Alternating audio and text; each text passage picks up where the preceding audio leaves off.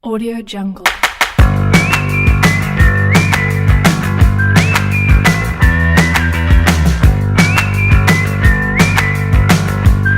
Jungle. Assalamualaikum warahmatullahi wabarakatuh. Alhamdulillahirabbil alamin. Wassalatu wassalamu ala asrafil anbiya'i wal mursalin wa ala alihi wa sahbihi ajmain. Senang sekali pada hari yang berbahagia ini, walaupun sudah siang, kita dapat bersama-sama mengikuti kegiatan diseminasi modul 1.4 tentang budaya positif. Guru penggerak ini dalam rangka program guru penggerak. Jadi terima kasih sekali kepada kawan-kawan semua yang sudah dapat menghadiri kegiatan ini, dapat meramaikan kegiatan diseminasi yang akan dibawakan oleh Ibu Rawati. Untuk memberkati acara kita hari ini, lebih baik kita membacakan Ummul Quran. Dimulai Al-Fatihah.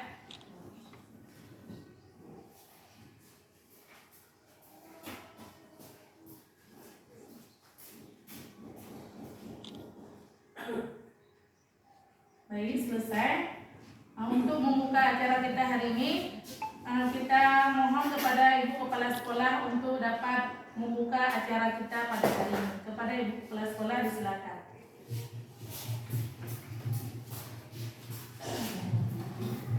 Assalamualaikum warahmatullahi wabarakatuh. Waalaikumsalam warahmatullahi wabarakatuh. Baik. Alhamdulillahirabbil alamin. Hari ini Bapak Ibu bisa kumpul di ruangan yang kita cintai ini untuk meluangkan waktu mengikuti kegiatan diseminasi yang dilaksanakan oleh Ibu Rawati SPD untuk program kegiatan guru penggerak. Baik, tak lupa salawat dan salam untuk Nabi besar Muhammad SAW yang telah membawa kita dari alam kebodohan ke alam berilmu pengetahuan seperti yang kita rasakan saat ini. Baik Bapak Ibu, hari ini kita akan mendengarkan hasil diseminasi tentang budaya positif yang akan disampaikan oleh Ibu Rawati sebagai calon guru penggerak angkatan ke-9. Insya Allah kita doakan kegiatan ini berjalan dengan lancar dan dapat lulus dengan nilai maksimal. Baik Bapak Ibu, mohon kegiatan ini diambil positifnya seperti kata-kata tadi adalah bentuk budaya positif. Mudah-mudahan dari kegiatan ini akan membentuk budaya positif kita selaku guru menjadi lebih baik lagi. Demikian dari saya, silakan Ibu dilanjutkan diseminasinya. Mudah-mudahan membawa manfaat bagi kita semua. Billahi taufiq wal hidayah. Assalamualaikum warahmatullahi wabarakatuh. Terima kasih kepada Ibu Kepala Sekolah. Selanjutnya langsung saja kita mulai acara diseminasinya, acara inti kita hari ini. Semoga dapat kita ikuti dengan baik dan dapat diambil hikmahnya. Semoga setelah acara diseminasi ini semakin banyak kawan-kawan kita yang mengikuti kegiatan guru penggerak, karena sangat banyak sekali manfaatnya Bapak Ibu ya. Kepada Ibu Rawati dipersilakan untuk melaksanakan diseminasi ini. Salam dan bahagia. Bismillahirrahmanirrahim. Assalamualaikum warahmatullahi wabarakatuh. Waalaikumsalam warahmatullahi wabarakatuh. Alhamdulillahirabbil alamin. Wassalatu wassalamu ala asyrafil anbiya'i wal mursalin wa ala alihi wa sahbihi ajmain. Puji syukur marilah sama-sama kita panjatkan kepada Allah Subhanahu wa taala. Salawat kepada Rasulullah. Yang saya hormati kepala sekolah beserta rekan-rekan sejawat yang telah berhadir pada kegiatan diseminasi modul 1.4 yaitu tentang budaya positif. Baiklah Bapak Ibu sekalian. Jadi sebelumnya kami ingin berbagi sedikit ya tentang bagaimana selama ini kami mengikuti program guru penggerak ini ya. Jadi ini merupakan salah satu aksi nyata, ya, aksi nyata yang ada pada modul 1. Jadi pada pendidikan guru penggerak itu ada beberapa modul yang harus kami pelajari. Yang pertama itu modul 1. Modul 1 itu dimulai dari modul 1.1 yaitu tentang filosofi Ki Hajar Dewantara. Mungkin pernah kita mendengar kalau seandainya kawan-kawan pernah membuka platform Merdeka Mengajar, di situ banyak materi-materi sama seperti yang ada di modul guru penggerak itu. Kemudian 1.2 itu yang modul tentang visi dan nilai dan peran guru penggerak, ya. Sedangkan modul 1.3 itu tentang visi guru penggerak, dan yang keempat itu adalah 1.4 tentang budaya positif yang akan saya diseminasikan pada hari ini. Nah, baiklah kawan-kawan, mungkin sedikit berbagi pengalaman juga. Kegiatan guru penggerak ini sebenarnya banyak sekali ya pengalaman yang saya dapatkan, ya. Mungkin kedepannya saran buat teman-teman sejawat semuanya bisa mengikuti pengembangan diri melalui kegiatan guru penggerak ini. Karena mengapa saya katakan seperti itu? Sangat banyak manfaat ya yang kita dapatkan. Mungkin pengalaman pribadi saya sendiri setelah mengikuti pendidikan guru penggerak ini lebih kurang jalan bulan ketiga, salah satu perubahan yang saya dapatkan itu adalah ketika berbicara di depan orang rame. Maksudnya di depan orang lain itu bagaimana teknik ataupun cara kita berbicara. Mungkin itu salah satu perubahan yang saya alami karena di pendidikan guru penggerak itu di situ kami sering berkolaborasi dengan rekan-rekan calon guru penggerak lainnya, bagaimana kita mengungkapkan pendapat, bagaimana kita berbicara di depan umum tentang materi-materi yang sudah kita dapatkan. Jadi itu hal positif yang saya dapatkan. Selain daripada ilmu-ilmu yang sangat bermanfaat tentunya di modul 1 ini, ya.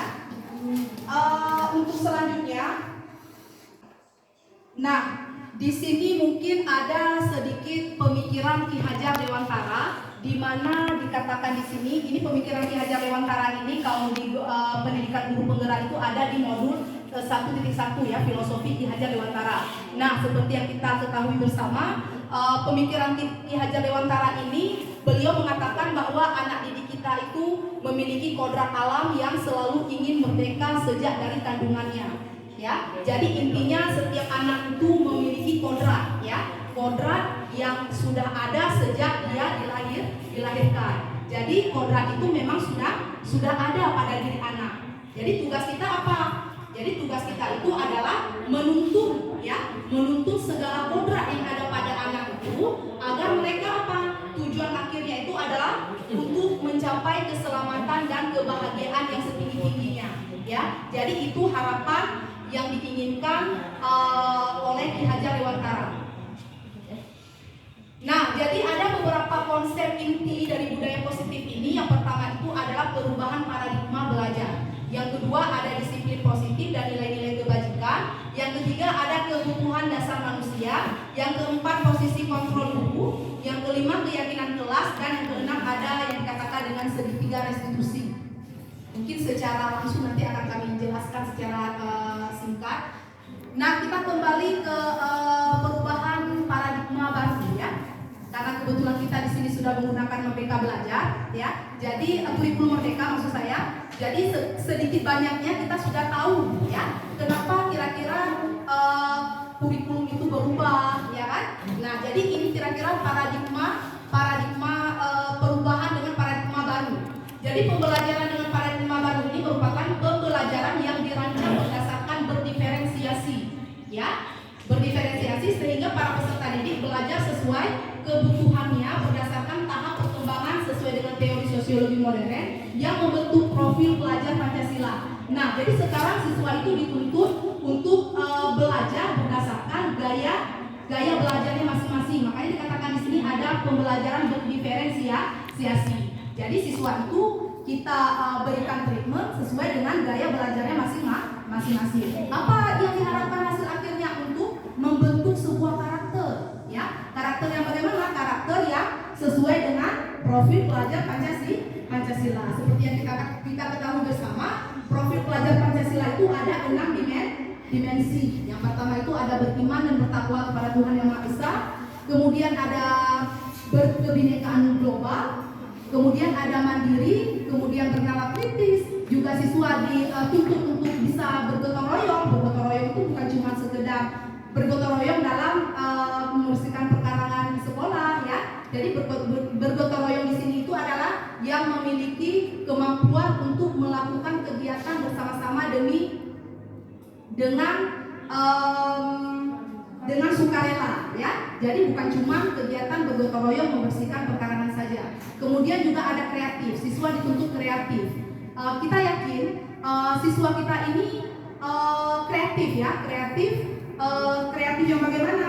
Di sini dikatakan pelajar yang kreatif itu mampu memodifikasi, ya. Jadi sesuatu itu mampu dia modifikasi sehingga menghasilkan sesuatu yang orisinal, ya. Itu yang dikatakan dengan kreatif. Dia ada sesuatu masalah ataupun sesuatu apa yang kita berikan nanti, dia mampu memodifikasi masalah tersebut sehingga bisa menghasilkan sebuah hasil karya yang orisinal.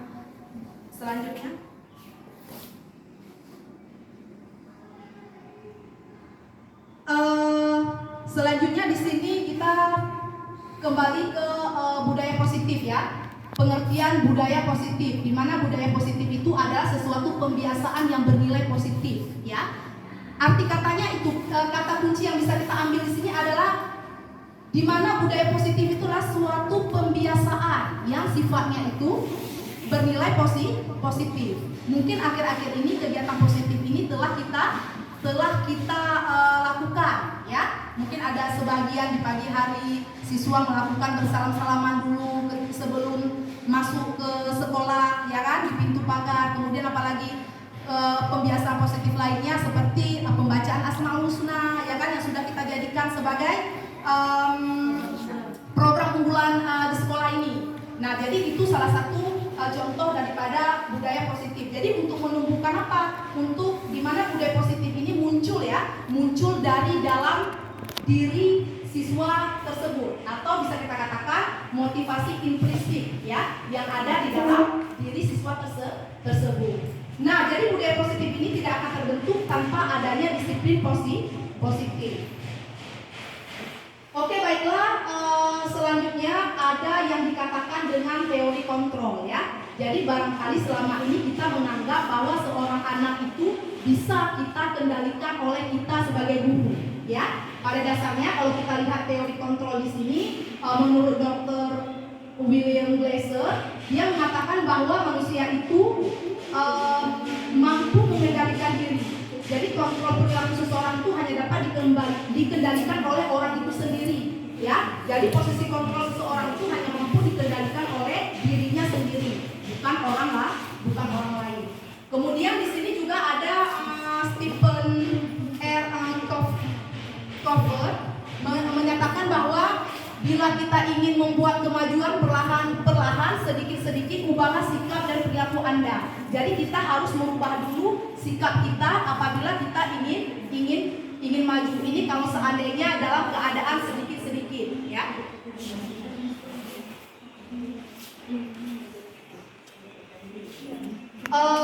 Baiklah, selanjutnya di sini ada beberapa miskonsepsi tentang kontrol yang selama ini mungkin kita salah paham, ya, bisa kita katakan miskonsepsi. Makanya di sini dikatakan miskonsepsi tentang kontrol. Jadi di sini ada, jadi miskonsepsi selama ini kita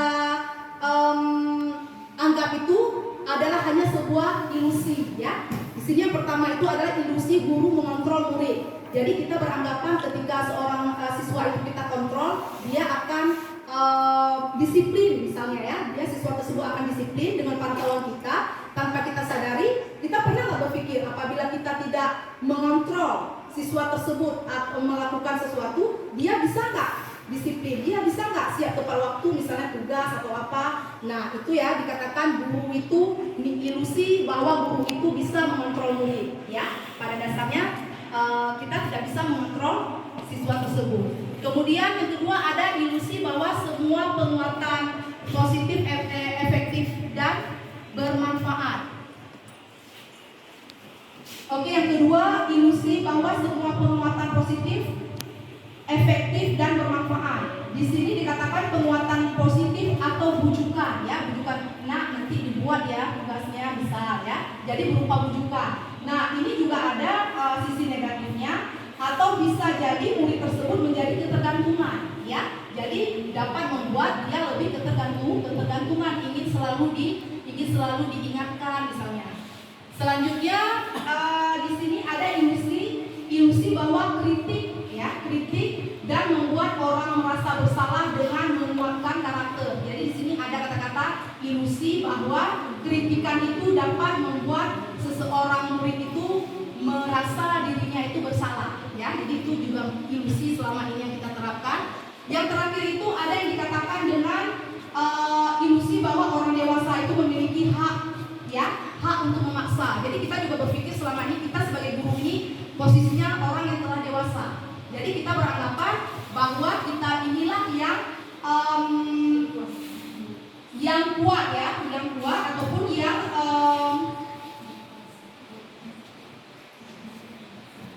dapat memaksa siswa kita tersebut untuk melakukan sesuai dengan kehendak kita. Nah, jadi seperti itu. Oke, dilanjutkan dengan perubahan paradigma stimulus respon kepada teori kontrol, ya. Jadi di sini ada sebuah paradigma tentang stimulus respon dan teori kontrol. Dan yang pertama itu stimulus responnya itu bahwa realita atau kebutuhan kita itu pada dasarnya sama. Yang kedua itu pada teori kontrol itu realita dan kebutuhan kita itu ternyata berbeda. Yang kedua itu ada semua orang melihat hal yang sama. Tetapi pada di teori kontrol itu setiap orang memiliki gambaran yang berbeda. Selanjutnya kita mencoba mengubah orang agar berpandangan sama dengan kita. Sebaliknya kita berusaha memahami pandangan orang lain tentang dunia. Jadi ini beberapa teori tentang paradigma stimulus respon, ya, terhadap teori kontrol.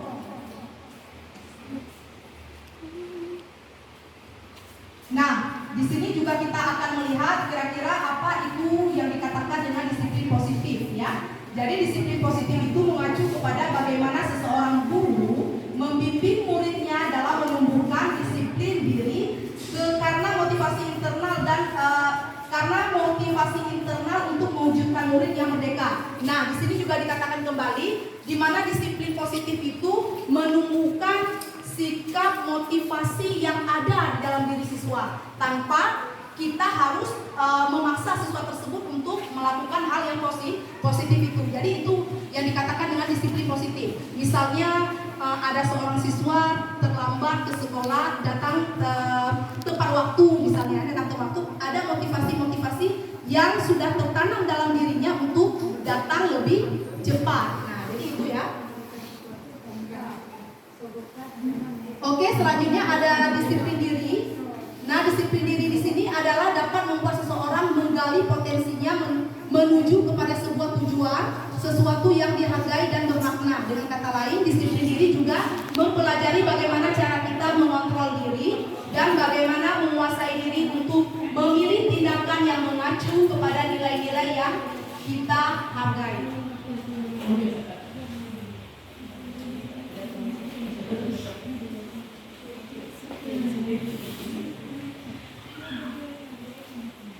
Nah, di sini juga ada yang kita kenal dengan nilai-nilai universal, ya. Jadi nilai universal ini adalah merupakan salah satu nilai yang telah disepakati, ya, berlaku secara universal. Artinya beberapa kata-kata tersebut telah disepakati oleh dunia, ya, untuk 9 pilar karakter Indonesia tersebut adalah yang pertama itu adalah cinta Tuhan dan segenap ciptaannya. Yang kedua ada kemandirian dan tanggung jawab. Yang ketiga kejujuran, amanah, diplomatis. Kemudian ada hormat dan santun. Kemudian kelima dermawan, suka menolong dan gotong royong. Yang keenam percaya diri, kreatif dan bekerja keras. Kemudian ada kepemimpinan dan keadilan. Kemudian 8 ada dan rendah hati, dan 9 ada toleransi, kedamaian dan persatuan ini dikatakan dengan nilai-nilai universal. Nah, selanjutnya ada motivasi perilaku manusia. Di sini ada 3. Yang pertama, motivasi untuk menghindari ketidaknyamanan atau hukuman. Yang kedua, ada motivasi untuk mendapatkan imbalan atau penghargaan dari orang lain. Yang ketiga, ada motivasi untuk menjadi orang yang mereka inginkan dan menghargai diri sendiri dengan nilai-nilai yang mereka percaya. Nah, jadi di sini ada motivasi diri untuk menghindari ketidaknyamanan atau hukuman. Misalnya ada siswa agar tidak mendapatkan hukuman, jadi dia datang lebih cepat, ya. Itu salah satu motivasi yang salah satunya menghindari ketidaknyamanan atas hukuman. Kemudian ada motivasi yang mendapatkan imbalan. Jadi seseorang melakukan budaya positif tadi, misalnya karena ada penghargaan. Nah, misal kita sebagai guru, ini mengharap ujian dari kepala sekolah misalnya, datang lebih awal. Nah, itu ya. Kemudian ada motivasi untuk menjadi orang yang mereka inginkan dan menghargai diri sendiri dengan nilai-nilai yang mereka percaya. Oke, baiklah, selanjutnya kita beralih kepada kebutuhan dasar manusia. Tanpa kita pungkiri, kita sebagai manusia ini yang pastinya kita memiliki kelima kebutuhan dasar yang ada di sini, ya. Salah satunya yang pertama adalah kebutuhan untuk bertahan hidup. Jadi kebutuhan untuk bertahan hidup ini salah satunya adalah kebutuhan yang primer, ya, seperti sandang, pangan, papan. Nah, itu masuk ke dalam kebutuhan untuk bertahan hidup. Kita pasti membutuhkan itu. Yang kedua ada cinta dan kasih sayang. Semua kita pasti membutuhkan cinta dan kasih sayang, terutama kepada sesama, ya. Kemudian yang ketiga ada kebebasan. Kita juga tidak ingin, ataupun siswa tidak ingin untuk dikekang. Mereka ingin bebas, ya. Kemudian yang keempat kesenangan atau fun. Semua kita ini pasti membutuhkan kesenangan, ya. Yang keempat ada kekuasaan atau power. Sama seperti siswa itu ingin berkuasa, dia ingin suaranya itu agar didengar, kekuasaan, ya. Jadi inilah kelima kebutuhan dasar yang memang harus kita penuhi.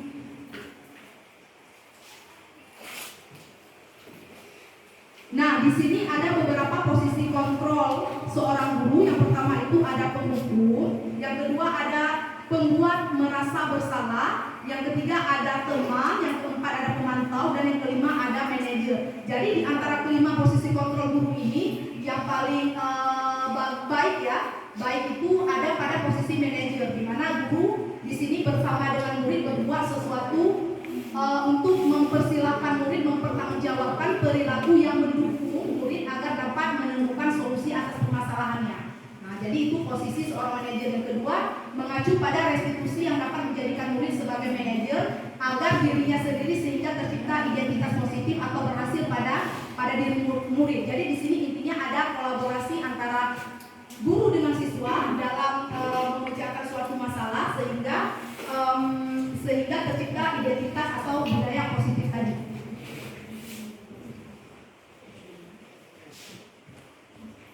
Udah, selanjutnya kita masuk kepada keyakinan sekolah atau keyakinan kelas, ya.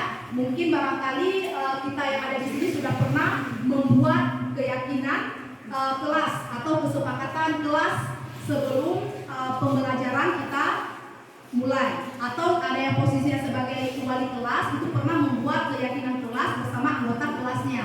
Jadi keyakinan kelas itu merupakan nilai-nilai kebajikan universal yang disepakati bersama, ya, lepas dari latar belakang suku, negara, bahasa maupun agama. Intinya apa? Sebuah keyakinan itu mereka buat secara kebersamaan. Intinya di sini mungkin kita sebelumnya pernah mendengar peraturan, ya. Jadi kalau peraturan itu bisa kita katakan peraturan itu cuma kita hanya sebelah pihak saja. Tetapi kalau keyakinan itu secara keputusannya diambil secara bersama-sama sehingga didapatkan keyakinan yang memang kita jadikan memotivasi seseorang dari dalam untuk membuat agar lebih bersemangat untuk menjalankan keyakinan tersebut, ya.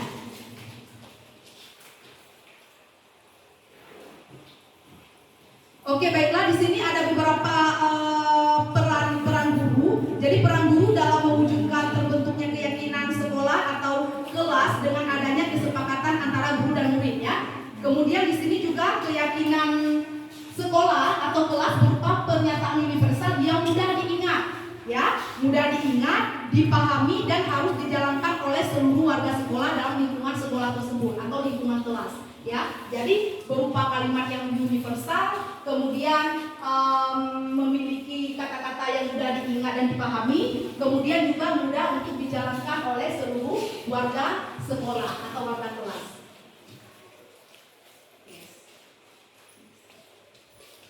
Nah, selanjutnya di sini ada kita mendengar yang namanya posisi kontrol restitusi ya, atau restitusi, di mana restitusi itu merupakan proses kolaboratif yang mengajarkan murid untuk mencari solusi dalam suatu masalah dan membantu murid berpikir tentang orang seperti apa yang mereka inginkan dan bagaimana mereka harus memperlakukan orang lain.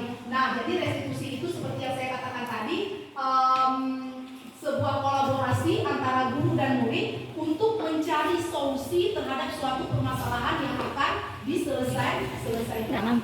Kemudian di sini juga ada beberapa restitusi yang dianggap mampu memecahkan masalah peserta didik. Ada ciri-cirinya itu yaitu restitusi bukan untuk menebus kesalahan, ya, bukan untuk menebus kesalahan, namun lebih kepada untuk belajar dari kesalahan. Jadi ketika ada siswa melakukan kesalahan, kita boleh katakan kepada dia, nah sebenarnya ini kita di sini bukan untuk mencari siapa yang salah atau siapa yang benar, ya, akan tetapi lebih kepada belajar dari kesalahan apa yang telah kamu lakukan pada hari ini.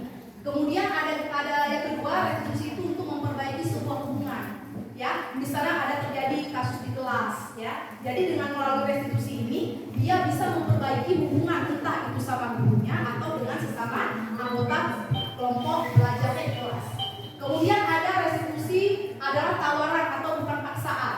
Di sini kita memberikan penawaran dulu kepada siswa tersebut, bukan langsung kita menjas atau memberi paksaan kepada dia.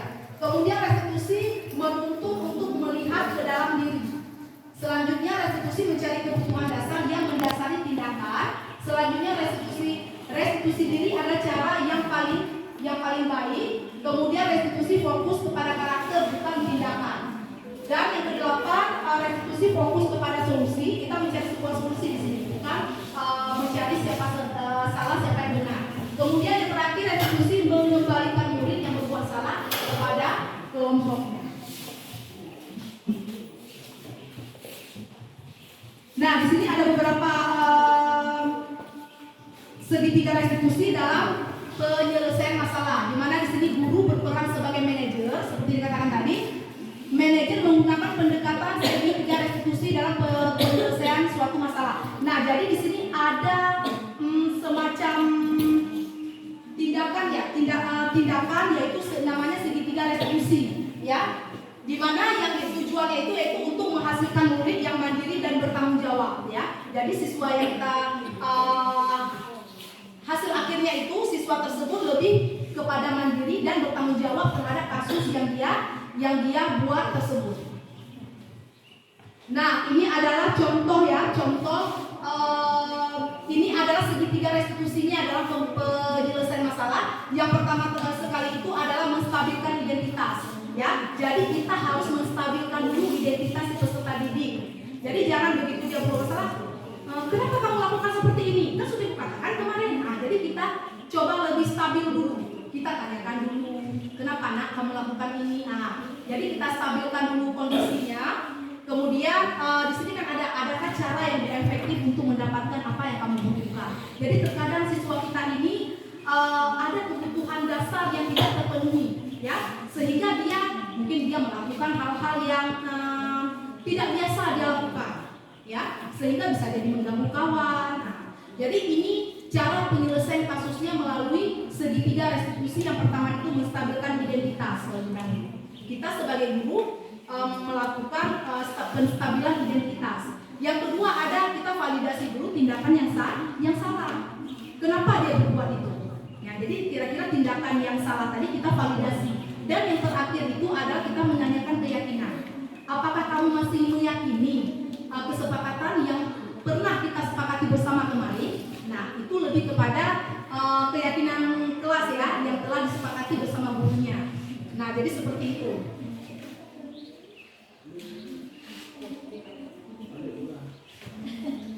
Baiklah, mungkin itu dulu pemaparan singkat dari saya tentang budaya positif. Barangkali ada di antara teman-teman yang ingin bertanya materi yang tidak atau kurang jelas tadi dari pemaparan saya. Silakan kami persilakan kepada teman-teman untuk memberikan pertanyaan barang satu atau dua tentang materi yang saya paparkan barusan. Iya, Bu Zuria Fani ya. Assalamualaikum warahmatullahi wabarakatuh. Waalaikumsalam. Tadi kan saya sempat melihat di slide tentang restitusi. Yang mau saya tanyakan tentang itu, pertanyaannya itu berbentuk seperti ini.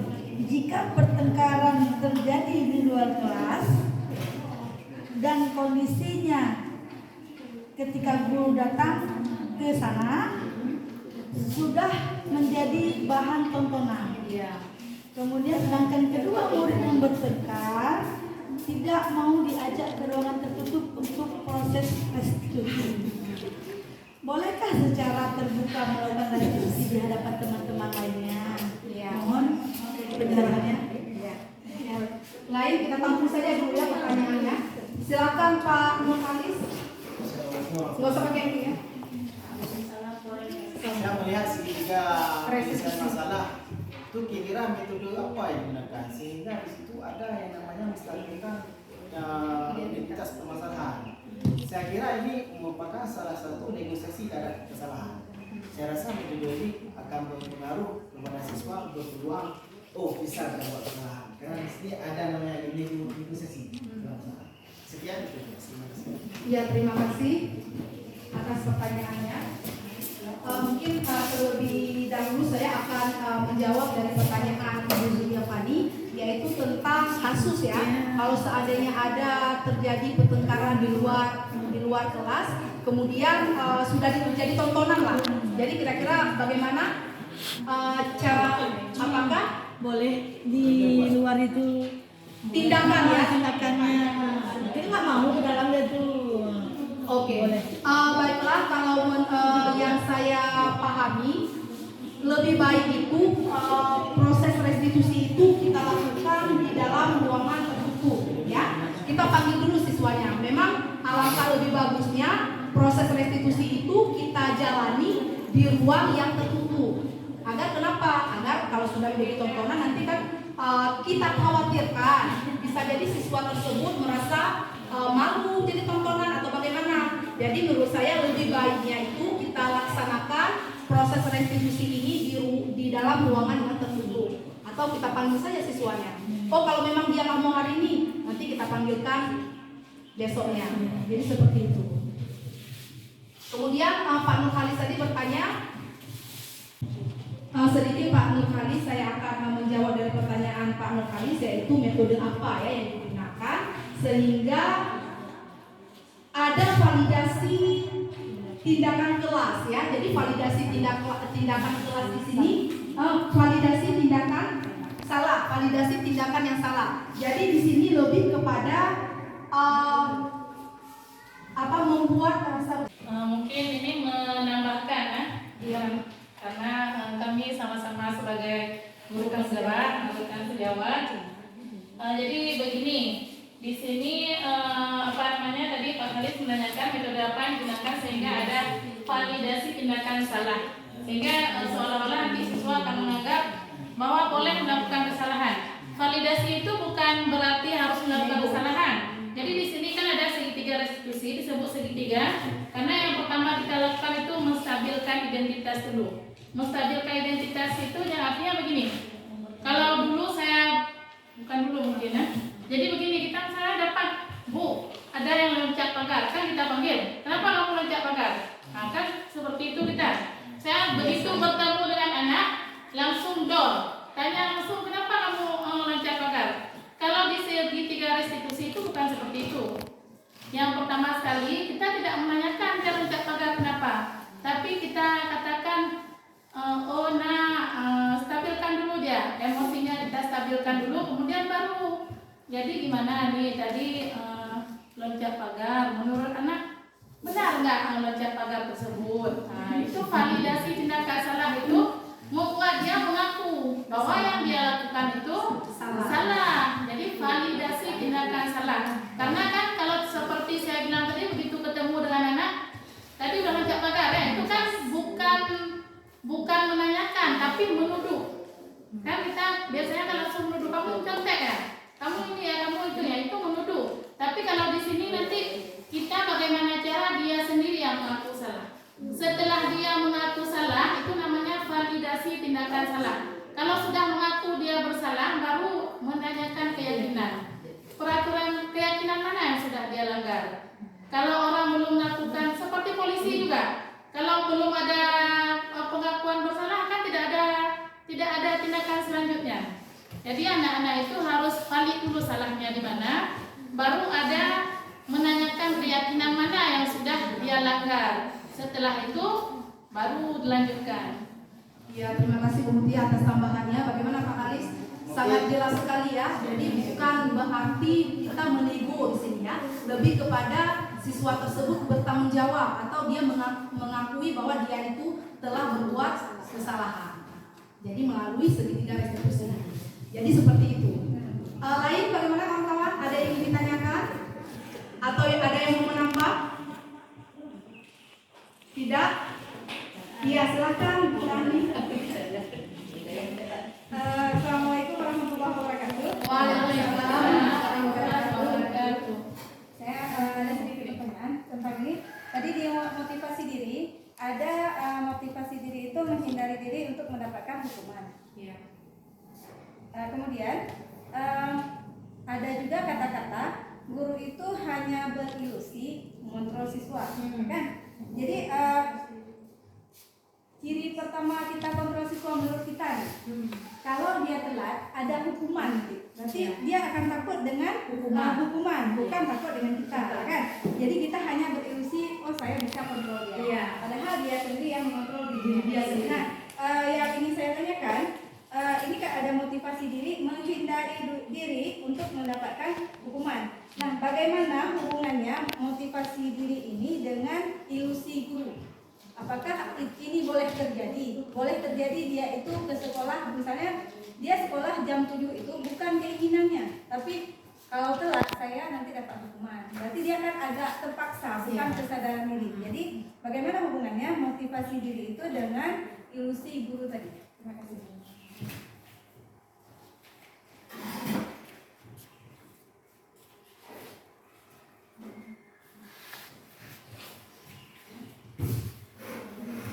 Iya, mungkin ada pertanyaan satu lagi biar sekalian ditanggapi.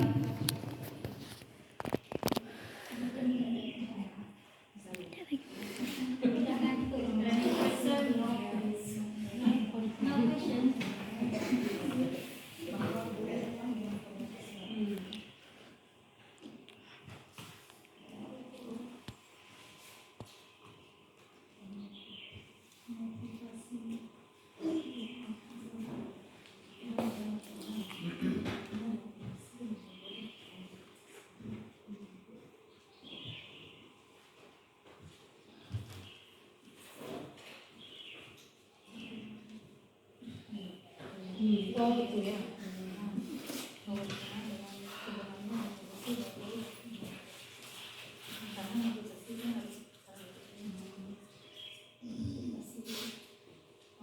Iya Bu Rahmi, mungkin sedikit saya terima kasih atas pertanyaannya, saya mencoba menjawab. Jadi di sini tadi pertanyaannya kira-kira apa hubungan ya antara motivasi untuk menghindari ketidaknyamanan atau hukuman dengan ilusi yang kita beranggapan bahwa seorang guru itu dapat mengontrol siswanya ya. Jadi menurut saya seperti ini. Kita berbicara dengan motivasi di sini berarti motivasi itu memang harus sudah ada di dalam diri siswa tersebut. Jadi bagaimana kita menanamkan motivasi yang ada dalam diri seorang siswa tersebut sehingga melalui motivasi tersebut siswa siswa dapat mengikuti sesuatu yang bukan peraturan ya, kebudayaan, bukan apa namanya, keyakinan yang telah ada di sekolah itu dengan tersendirinya ya, dengan tersendirinya tanpa adanya paksaan dari orang lain. Jadi memang motivasi itu harus kita munculkan di dalam diri seorang peserta didik atau seorang anak. Nah, jadi dari ketiga motivasi yang ada di sini, tiga motivasi di sini, yang paling baik itu adalah posisi motivasi yang ada pada nomor ketiga ya, yaitu motivasi untuk menjadi orang yang mereka inginkan dan menghargai diri sendiri dengan nilai-nilai yang telah mereka yakini atau mereka percaya. Jadi seperti itu ya, Bu Rahmi. Bagaimana kira-kira? Mungkin ada yang mau menambahkan? Boleh ditambahkan?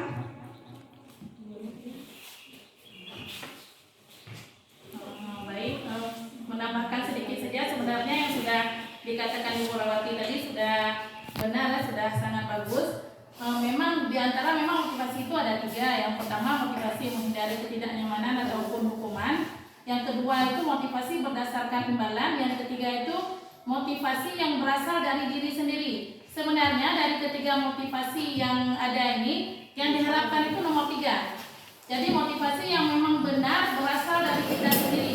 Jangan karena ada hukuman, jangan karena ada imbalan. Karena kalau ada hukuman, ada imbalan, nanti seperti Bu Rahmi bilang tadi, itu akan kembali ke posisi kontrol.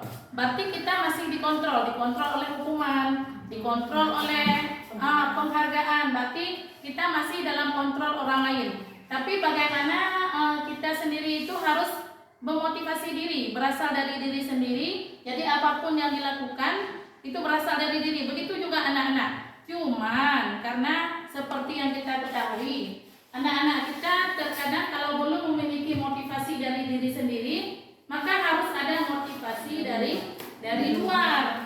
Kalau belum ada motivasi intrinsik, maka ekstrinsik akan berjalan. Jadi motivasi ekstrinsik itu mungkin dalam bentuk ada sedikit hukuman, kemudian ada keyakinan. Nah, itu kesana nanti dia. Karena kalau kontrol memang seperti yang Bu Rahmi bilang tadi, kadang kita memang maka bisa mengontrol. Seperti misalnya kita kejar anak-anak sampai ke kantin, masuk kelas itu kan kita kontrol. Sebenarnya itu karena mereka masih mau dikontrol. Jadi ketika nanti suatu saat mereka tidak lagi mau dikontrol, tuh tidak akan mendengar lagi. Mungkin kita suruh ke kelas, mereka akan ke aula. Itu berarti mungkin mereka pada posisi tidak mau dikontrol. Makanya motivasi itu harus berasal dari diri sendiri.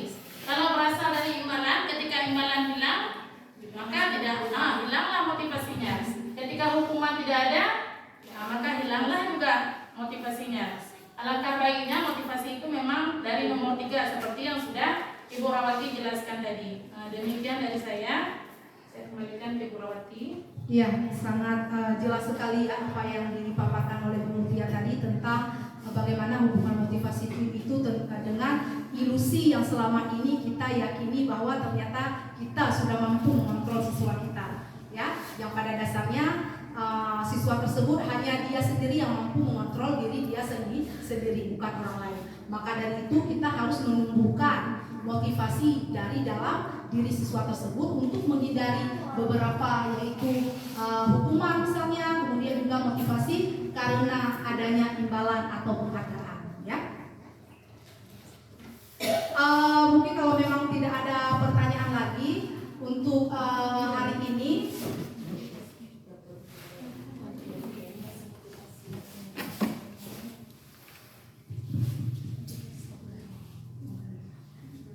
baiklah, mungkin kalau seandainya sudah tidak ada pertanyaan lagi, sekali lagi kami ingin menyampaikan atau memberikan sedikit motivasi kepada kawan-kawan untuk mari bersama-sama kita mengikuti program pengembangan diri. Salah satunya adalah dengan mengikuti guru penggerak ini, ya, program guru penggerak, karena memang ini adalah program yang telah digalakkan oleh pemerintah kepada kita. Sekarang mumpung lagi gratis, ya, mumpung lagi gratis tanpa adanya biaya, mari sama-sama kita melakukan kegiatan kami siap membantu kawan-kawan kalau seandainya kawan-kawan nanti berminat untuk mengikuti program guru penggerak ini. Jadi harapan saya semoga apa yang saya sampaikan hari ini itu bisa menjadi pemahaman baru kepada kawan-kawan. Mungkin walaupun saya berdiri di sini, ini bukan berarti saya sudah lebih ya. Posisi saya di sini juga masih belajar. Saya menyampaikan sedikit apa yang telah saya pelajari. Kalaupun belum maksimal, untuk ke depan saya akan memperbaiki atau lebih belajar lagi tentang materi-materi ke depan, terutama pada modul guru penggerak ini. Nah, jadi salah satunya itu adalah kita dengan mengikuti program guru penggerak ini, kita bisa merubah cara pandang kita terhadap siswa itu bagaimana kita melihat siswa.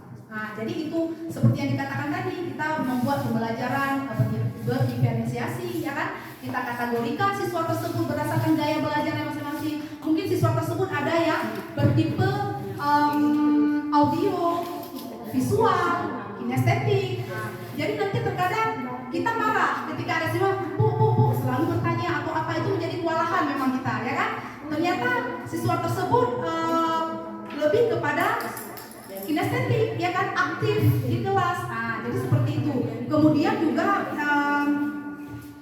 terhadap rekan sejawat juga seperti itu ya. Di sini juga kita bisa yang namanya memperbaiki atau belajar public speaking. Ya, itu pribadi yang saya rasakan. Yang sebelumnya itu memang saya masih kurang bisa untuk berdiri di depan, untuk mengutarakan pendapat. Tetapi setelah beberapa bulan ini mengikuti pendidikan, alhamdulillah itu sudah bisa saya kembangkan, saya sudah mampu berdiri di depan teman-teman. Nah, jadi juga ada pengalaman rekan sejawat atau rekan yang sesama CGP lainnya, itu mereka tidak sama sekali ya, kalau sudah dibilang ngomong di call itu sudah panik. Nah, karena paling susah diajak untuk berinteraksi. Tetapi banyak perubahan yang didapatkan ketika sudah melakukan pendidikan guru penggerak. Karena di situ kami ada ruang kolaborasi, disitulah kami berkolaborasi dengan CGP lainnya untuk mengutarakan, untuk memaparkan pemahaman-pemahaman kami yang telah kami dapatkan di modul-modul itu. Ya, mungkin itu pengalaman pribadi saya karena saya sudah menjalani, walaupun belum habis, masih banyak tantangan ke depan. Jadi jangan takut hilangkan pikiran bahwa guru penggerak itu menakutkan, ya. Jadi di sini kita sama-sama belajar. Jadi nggak ada yang tertinggal. Kita di sini membantu rekan sesama kawan-kawan kita. Nggak ada mencari siapa yang dia lebih banyak, lebih pintar, dia lebih ini, enggak. Di sini lebih kepada kebersamaan, ya, sama-sama. Jadi semoga kawan-kawan termotivasi bisa mengikuti program guru penggerak ini untuk sebagai pengembangan diri rekan-rekan semua, ya. Jadi mungkin cukup sekian materi saya sampaikan hari ini, diseminasi tentang budaya positif. Semoga budaya positif yang telah ada di sekolah kita ini bisa kita jalankan dengan baik, ya. Kemudian kalau memang mau ditambahkan budaya positifnya, silakan, ya. Cukup sekian. Mungkin sebelum saya akhiri, saya ingin meminta barang satu atau dua orang memberikan umpan balik, ya, terhadap kegiatan diseminasi yang telah saya berikan pada hari ini. Boleh satu atau dua orang untuk melakukan umpan balik, ya, dari kegiatan hari ini. Mungkin Bu Siti untuk umpan baliknya, ya.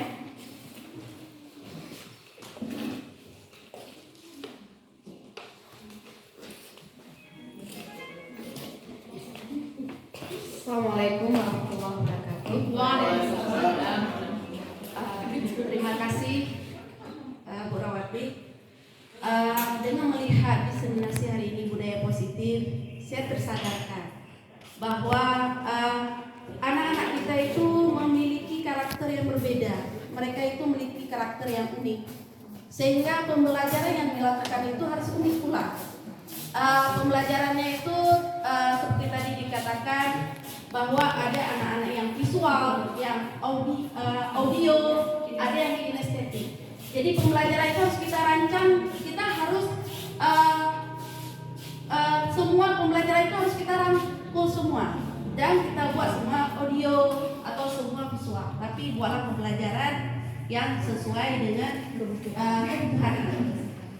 Yang kedua, mungkin selama ini merasa bahwa kontrol itu adalah dari guru, bahwa semua kegiatan anak itu harus guru yang kontrol. Mungkin tersadarkan dengan dengan seperti ini, dengan adanya budaya positif, bahwa kontrol itu memang harus ada motivasi dari diri siswa. Jangan kita selalu berada pada posisi guru itulah pengontrol sejati. Jadi itu mungkin akan kita ubah nanti. Kemudian dengan ada restitusi, mungkin kalau kita mau jadi kontrol ya kita berada di restitusi, artinya mari kita selesaikan suatu masalah bersama-sama dengan siswa, kita selesaikan, kita cari solusinya apa yang terjadi. Jadi seperti itu. Terima kasih. Ya, terima kasih Bu Siti Makfira. Lain ada yang memberikan umpan balik? Ya, silakan Bu Rahmi.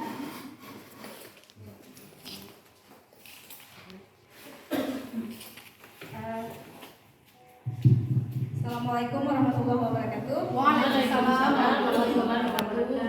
Saya hanya menambahkan sedikit dari yang Ibu Siti katakan tadi. Jadi saya pribadi juga seperti itu.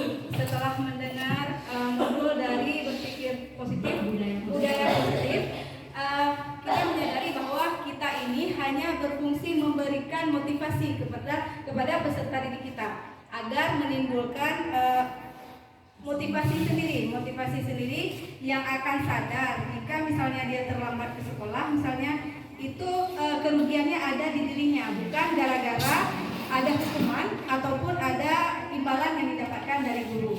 Kemudian dari hal ini juga guru itu harus berpihak kepada siswa. Jadi tidak serta-merta siswa itu disalahkan dalam kasus apapun yang terjadi saat pembelajaran. Mungkin setelah mendengar ini kita dapat merenung sedikit, merefleksikan diri kita bahwasanya dalam pembelajaran tidak hanya siswa, mungkin saya sendiri sebagai guru banyak melakukan kesalahan sehingga siswa ada yang nggak mendengar, ada siswa memang apapun metode yang kita gunakan, apapun model yang kita gunakan dia bisa paham, tapi ada juga siswa seperti Bu Siti katakan tadi, dia hanya paham dengan model-model tertentu. Jadi kita sebagai guru harus memperkaya wawasan kita untuk ikut serta seperti ibu-ibu yang telah tergerak lebih dahulu dari kami. Kami sedang mempersiapkan energi, Bu. Jadi untuk bergerak bersama-sama dengan ibu-ibu guru penggerak lainnya. Sekian, Bu. Terima kasih. Iya, luar biasa ya umpan balik yang diberikan. Semoga seperti yang dikatakan tadi, kita sama-sama bergerak ya, untuk merubah cara pandang kita terhadap siswa ya. Mungkin karena kita sudah mendapatkan umpan balik juga dari rekan-rekan tadi, cukup sekian pemaparan dari saya. Lebih dan kurang saya mohon maaf. Sekali lagi apabila ada salah kata, saya mohon maaf. Saya akhiri wabillahi taufiq wal hidayah. Wassalamualaikum warahmatullahi wabarakatuh.